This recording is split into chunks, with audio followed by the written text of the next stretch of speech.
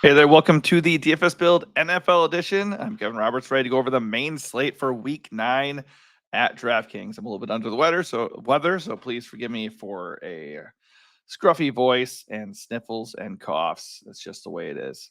But I'm going to try to walk through this slate, go position by position, and point you to my favorite plays and just kind of look at projections and ownership and all that fun stuff.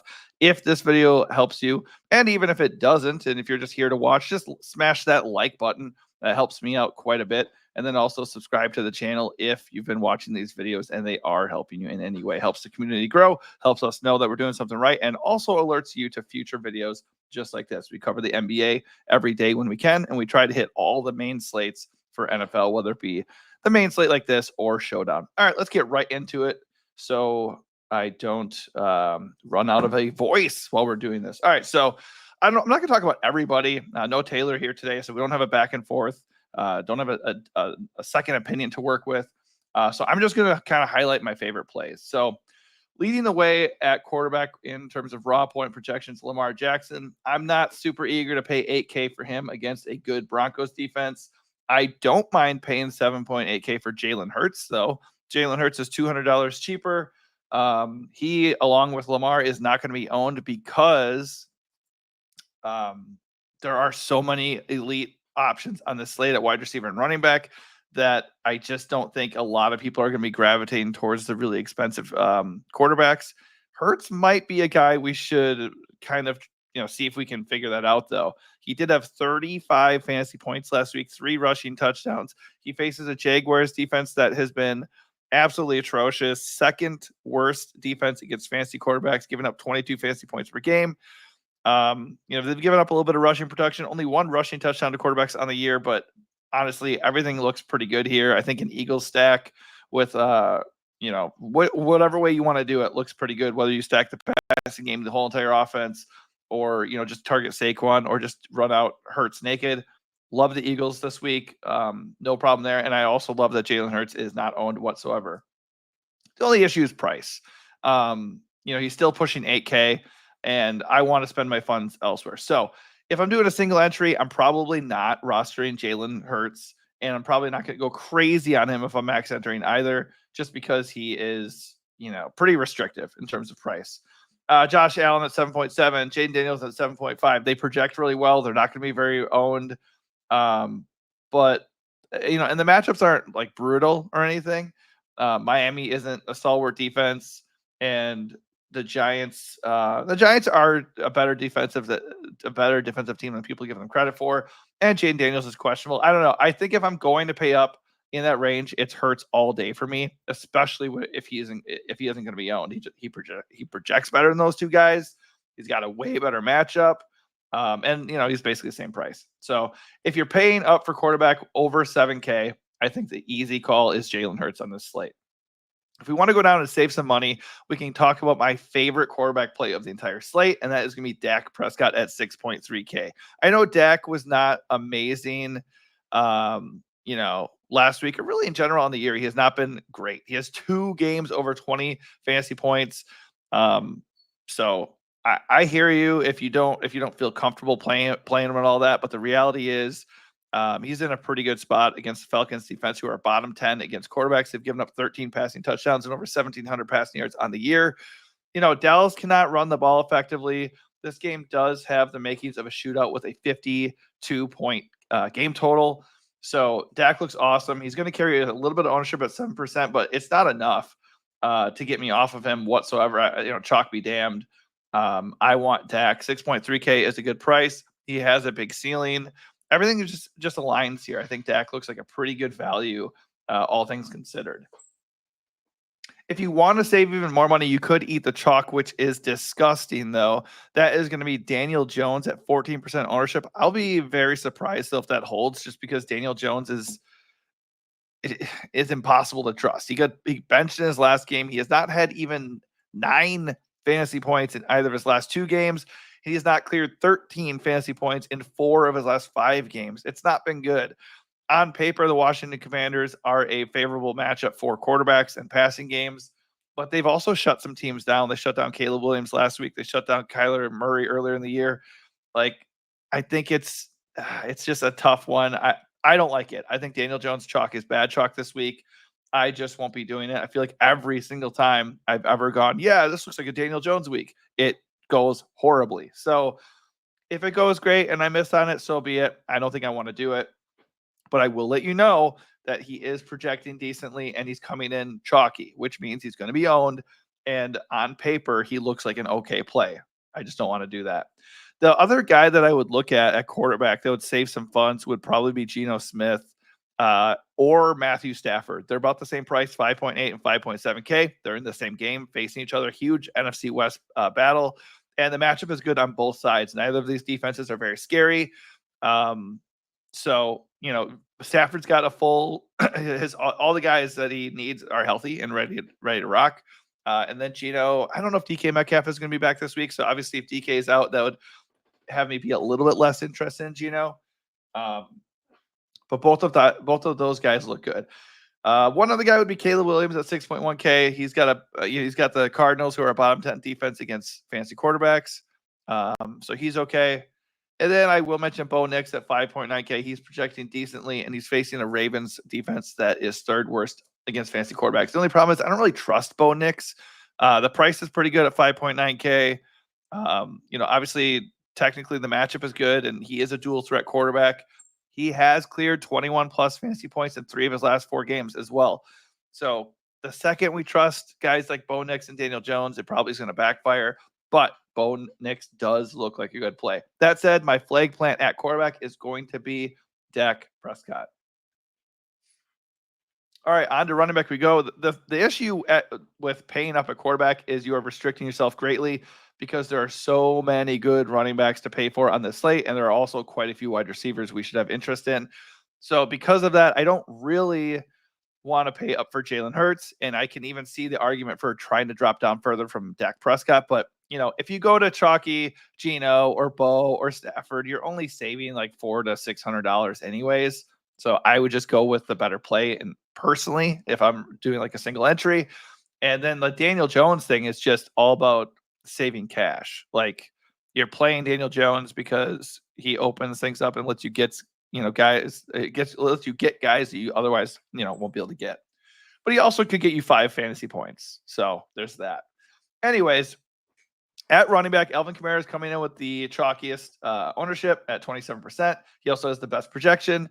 He is 7.8K, but he smashed against the Panthers earlier this year, and they are dead last against fantasy running backs. So 100% Kamara is a very, very good play. But the thing is, he's not alone, and he's the chalkiest one. I think you can get away with fading Kamara and just going and getting other guys. Kyron Williams looks amazing. Love him at 8K as a $200 pivot off of Kamara. He projects almost as well, and he's going to get a good chunk less ownership than Kamara will. Bijan Robinson might be the best play of these 3 guys because he's only 7.4K. His projection is not that far away from them, and he gets a Dallas defense that has given up 9 touchdowns on the ground on the year. They are bottom 5 against fantasy running backs. So Bijan looks amazing. If you don't want to pay up for Jalen Hurts, you can get exposure to the Eagles offense with Saquon Barkley. He faces the Jaguars, who gave up a monster 25-point fantasy game to Josh Jacobs last week. They are bottom 3 against fantasy running backs on the year. They are giving up production across the board. They are getting eaten up by running backs with receptions. 51 catches allowed to running backs, 400 yards and 3 touchdowns through the air. So we know like a good dual threat running back like Saquon could be in for a smash week. So he looks really good too. I do think I probably prefer Saquon to Kamara as well, just because he's not coming in at any ownership. So I think Hurts feasted last week. This could be a week where Saquon feasts. So I really like Saquon quite a bit. Ken Walker looks good. I don't think I want to bet against Derrick Henry all the time, but 8.3K against the Broncos, not super eager to pay that price tag for that matchup.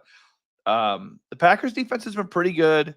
They are at home. It's a huge game against the Lions, but Jahmyr Gibbs is super explosive, and the Packers have at times gotten eaten alive on the ground. Joe Mixon feasted. Jonathan Taylor feasted. Saquon Barkley feasted. So the Packers' pass defense and their pass rush has been pretty good, and they are forcing turnovers, but they are not stopping the run that well. So Jahmyr Gibbs at 7.6. or even David Montgomery. What is he? 6'5"? Where is he? Yeah, 6'5". He's obviously a threat to get 1 or 2 touchdowns. Just plunge him in. So those guys are in play. Not priorities for me, but Gibbs is a decent discount. And Montgomery is just a good bet to score a touchdown. But probably the best value at running back is going to be Devon Achane. He's facing a Bills defense that is second worst against running backs on the year. They don't give up a lot of straight up rushing production. Only 4 touchdowns on the ground allowed, but they give up a lot of production through the air, and they do still give up yardage. So, and it's Achane. I mean, he can smash against anybody, and he absolutely did smash against them the last time he played them. He had 29 fantasy points. That was his best game of the year. And he got back on track last week with the return of Tua with 26 fantasy points. And he's super involved as a receiver. Remember earlier in the year, that was the case when he had 7 catches in each of his first 2 games. And then with Tua back last week, he had 6 catches on 8 targets. So Achane is my flag plan at running back. He's my favorite running back. And then I will gladly pair him with, probably just pivoting away from Kamara to some degree. I like Kyren, I like Bijan, but I think Saquon, just because we know he has a monster ceiling and has one of the better matchups on the board. And more importantly, he will not be owned. I think paying $400 more for Saquon is really, really interesting in tournaments.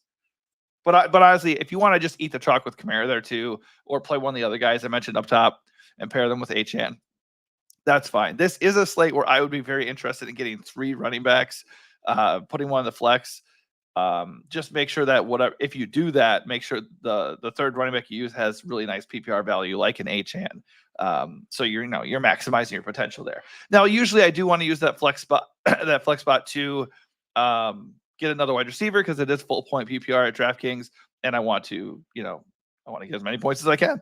So if you can do it and it makes sense, that's probably the preferred way. But I do not mind going 3 running backs on this particular slate. As far as value goes, at running back, I don't have a lot of interest in going down at the position. There's nobody that really stands out that is projecting super well and is just like a smash value. Achane is the guy at 6.7K. He's the one that makes the most sense. The only pure punt right now would be coming from the Tennessee game. Tyjae Spears, if Tony Pollard doesn't play, they're both questionable, him and Pollard. So if they're both out, you could look at 4K flat Julius Chestnut. I mean, I'll look at him, but I don't know if I really want to play him.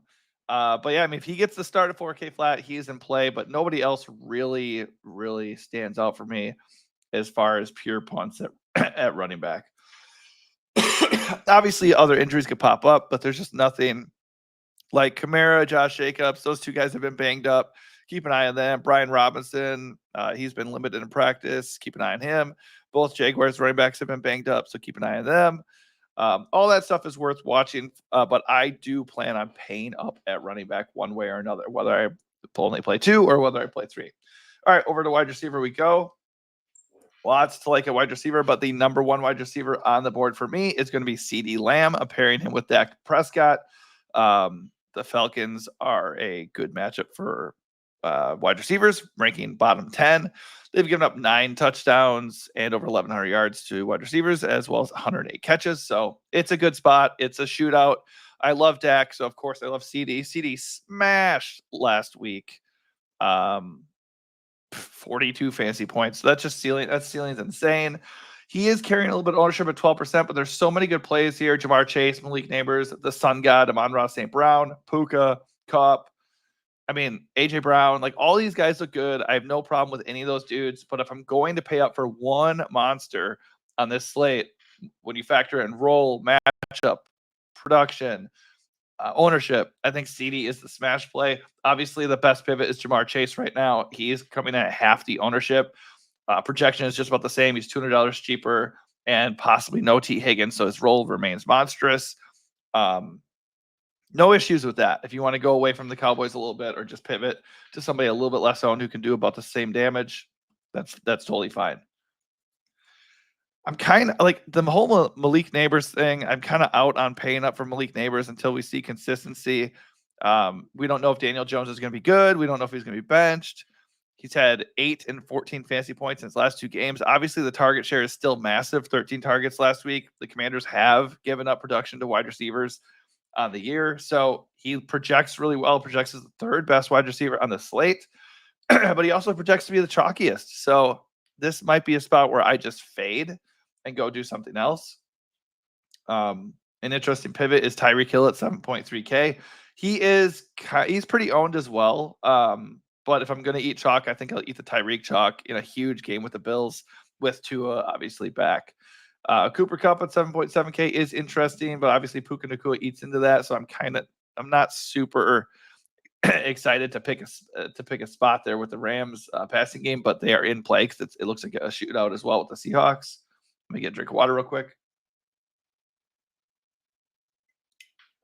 Like I said, I like the Eagles passing game. AJ Brown 8.1. Devontae Smith is probably the better value at 6.8K. Like him a lot. Packers should have to throw in their game. Jaden Reed at 6.4. That feels like a discounted price. DK, if he plays at 6.5, is good. If he does not play, the Seattle passing game could be a nice source of value. Let me just check where they're at. You got JSN at 6.2K, Tyler Lockett at 5.6.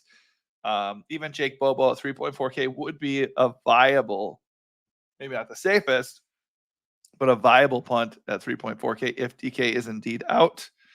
And DK did not practice yesterday, so it's starting to shape up like he probably won't play. So keep an eye on that. I'm just going to scour wide receiver real quick to see what other injuries there are. Jaguars are banged up. Brian Thomas Jr. is questionable. And the Eagles are technically a good matchup. Gabe Davis is questionable. So if those guys are not in, we can look at Parker Washington at 3.6K, probably one of the better values of the slate if those guys are not playing.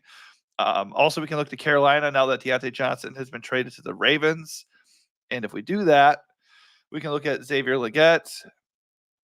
He is questionable and probably would get the tougher matchup in this game. I think the other guy to look at would be Jalen Coker, who is just 3.6K, probably another really good value right there with Parker Washington. Have no problem pairing both those guys together. I don't think anybody else really pops. Oh, yeah. So if T. Higgins is out, obviously Jamar Chase is going to get a lot of love. Andre Iosavas at 3.9K. He looks really good too. So that's three really, really nice values at wide receiver. I'm sure there are others, but that is where I'm at currently. And to the point with the Jaguars too, Christian Kirk is out. So, yeah, Coker, Washington, Iosavas, just monitor the injury report. Those guys look really, really good at wide receiver if you're looking for value. My goodness, my voice is just really deceiving me today. All right, hopefully I didn't miss anybody there. But for the most part, I want to pay up for CD, and then I have a lot of these value guys that I really, really like that we can get to. And then you can also turn to some of the other guys I mentioned to fill out your roster. All right, over to tight end we go. Brock Bowers has the best projection. Still not expensive enough, honestly. 6K. He's just got a monster role. He only had 5 targets last week, but he had 10 plus targets in his previous 3 games straight. He's facing the Bengals, who are really bad against tight ends, bottom 10 on the year. So I like Brock Bowers. I have no problem with him. The only issue is he's going to be the chalkiest tight end. You can save $200 and use Trey McBride. He's just as good of a play. No problem there. The Bears are not a fun matchup, though. They've been pretty good against tight ends as well. But I mean, Trey McBride is kind of a beast, so I don't really care. If you want, it's just the ownership discrepancy is not enough for me to really care. I think I prefer just Brock Bowers still. Njoku, good role, bad matchup. Again, still going to be a little bit owned. Still prefer Brock Bowers there. Jake Ferguson is a good value at 5.1K. Falcons are not amazing against tight ends. Obviously, this game is really good, and I like Dak, so I have no problem going to Jake Ferguson. Kyle Pitts smashed with 2 touchdowns last week and is still just 4.9K. He's in that same game. He is a very nice run back from the Cowboys stack that I like, so I really like Kyle Pitts. I'm going to go right back to the well there. Not getting enough ownership for the price and the upside and the matchup and the game environment. All of it looks really, really good for Kyle Pitts. The other guy that I really like would be a pivot off of Kyle Pitts in case the ownership changes. It's going to be Sam Laporta at 4.8K. Packers are bottom 10 against tight end, which was a little bit surprising to see, actually. He is only 4.8K, which is too cheap for a guy who got 6 targets and a touchdown last week, 16 fantasy points, his best game of the year. He's had 2 games with 12 plus fantasy points in his last 3 weeks. And remember, no Jameson Williams. So I don't know how much the Lions are going to have to throw in this game, but Laporta looks really good at 4.8K. I think for the most part, if I'm paying up, it's Brock. If I want to save a little bit of money but still get a really good play, it's going to be Pitts and then Laporta. I like them both quite a bit. Let's see. Any true punts? I mean, Taysom Hill is back and healthy at 3.8K. It's not the worst punt against the Panthers, who are terrible. Obviously, we don't know what his role will be. He did play in the last game, but they got smashed, so I don't know how much we can trust that. But I think he's an okay tournament play at 3.8K. That's probably it for me. I'm going Pitts, and I like Laporta because I want to save a little bit, but I still want a viable tight end with a ceiling. But if you want to pay up, I think Brock is a smash play. But can you go wrong with Brock or Trey McBride? I don't think so. All right, so at defense right now, I have the Bears going up against the Cardinals. The Bears defense is really good. They've been in every single game this year because of their defense and special teams. They haven't always that hasn't always translated into like monster DFS success. They had 24 fantasy points in week 1. They only have one other game over 10 fantasy points. But we know Kyler Murray can have turnover issues, and that offense can just be stagnant at times. So I like the Bears because of those reasons, but also because they're only 2.8K. So we can save and just take a chance on a cheap defense that has a little bit of a ceiling. As far as safe, I mean, I don't know what's safe anymore. But the Saints against the Panthers, they look pretty safe as far as that goes. And because they're priced, they're not going to be very chalky. So if you have the funds to get $1,000 extra to go get the Saints, I think that's a fine play. I just don't want to do that. I want to save money and go get as many running backs and wide receivers on this slate that I can. Bengals against Raiders at 3.7 are totally fine. You could play the value game with the Broncos. I mean, the Ravens are very, very good, and they just added another weapon, but they definitely have had lulls on the year. Last week was one of them, where they just kind of like are stagnant and they just don't get it done. And Denver's a very good defense. So 2.7K for Denver is certainly appealing. Let's see. They average 11 fantasy points per game on the year. They only have 3 games where they do not have over 10 fantasy points. As far as punts go, you could leverage, some Rams ownership with the Seahawks defense or vice versa with the Rams defense. Both defenses are 2.8K or cheaper. You could leverage the chalky Bengals offense. Burrow and Chase are going to garner ownership. You could leverage them with the Raiders. I don't really want to do that, but I just want to pay 3K or less for my defense on this slate. And I think right now the best way to do that is probably going to be the Bears.